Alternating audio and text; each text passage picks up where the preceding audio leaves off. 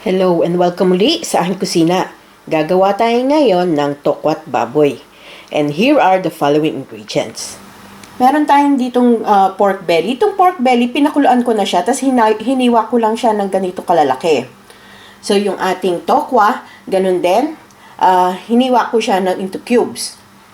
Meron tayong soy sauce, vinegar, brown sugar, onion, chopped into small pieces, pepper, at gagamit din tayo ng oil for frying. So, ang lahat ng ingredients at exact measurements, makikita nyo ang link sa description box, pakicheck na lang. Ang ating next step, magpapainit lang tayo ng oil dito sa ating pan. So, kailangan deep fry. Iluluto na natin yung tokwa.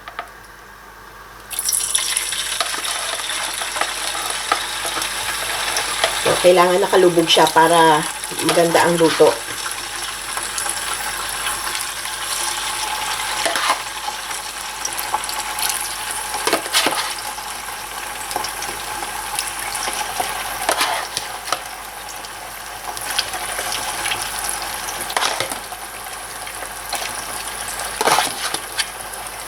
Okay.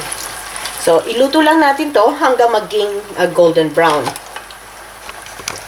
Habang hinihintay natin yung tokwa, so pagsamasamahin dito sa isang bowl, pagsamasamahin na natin yung toyo, yung vinegar,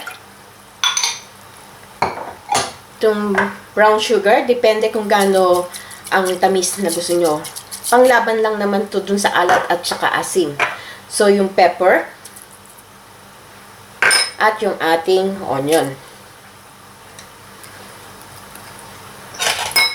So, haluin lang natin to hanggang matunaw yung ating sugar. Yan. Tunaw na yung ating sugar. So, kung masyadong maalat sa inyo yung toyo, so, pwede kayong kumuha nung, yung pinagkuluan ng pork, kahit mga 2 tablespoons siguro ng pork broth, pwede nyo isama dito. Para hindi masyadong matapang yung ating toyo. So, this one is ready. We'll set this aside. So, ito. Brown na yung ating tokwa. So, pwede na natin itong hanguin. So, patayin na natin sa apoy. And then, kuha lang tayo ng plate with paper towel. So, hanguin na natin.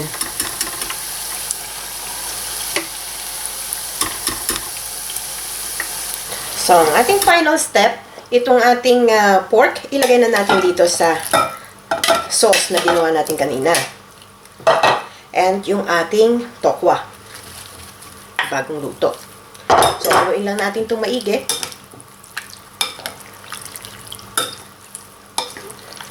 Hanggang ma-distribute hanggang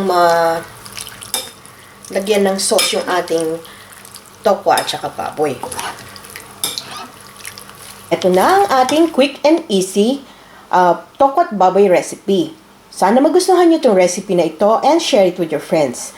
Hanggang sa susunod kong video, magkita-kita ulit tayo. Salamat! Bye!